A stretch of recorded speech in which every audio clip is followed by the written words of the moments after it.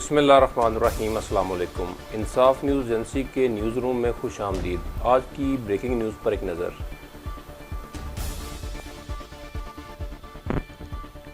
ملک بھر کی طرح بدترین مہنگائی کنٹرول کرنے کے لیے علی گڑھ صوبہ ڈپٹی کمشنر نے سبزی و فروٹ منڈی اور صفائی ستھرائی کا جائزہ لینے کے لیے شہر کا دورہ کیا۔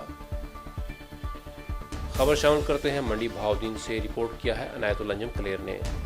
تفصیلات کے مطابق ڈپٹی کمشنر طارق علی بسرا نے علی گڑھ صوبہ شہر کا دورہ کیا۔ ان کے ہمراہ اسسٹنٹ کمشنر امتیاز بیگ اور چیف آفیسر سمیر انتظار چیمہ بھی تھے۔ انہوں نے سبزی و فروٹ منڈی میں نیلامی کا جائزہ لیا۔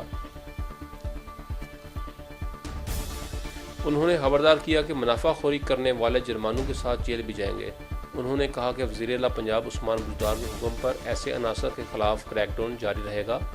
صفائی ستھرائی کی صورتحال پر جزوی اطمینان کا اظہار کرتے ہوئے چیف آفیسر سمیر انتظار چیمہ اور سینیٹری انسپکٹر مظہر خان کو مزید بہتری لانے کی ہدایت کی۔ اس موقع پر ڈپٹی کمشنر نے بتایا کہ مہنگائی کے بے قابو جن کو کنٹرول کرنے کے لیے 32 پرائس مجسٹریٹ ضلع بھر میں اپنے فرائض سر انجام دے رہے ہیں۔ انہوں نے مزید بتایا کہ گزشتہ 2 ماہ کے دوران 2 کروڑ سے زائد جرمانے اور درجنوں افراد کے خلاف مقدمات درج کر کے جیل بھجوایا گیا ہے۔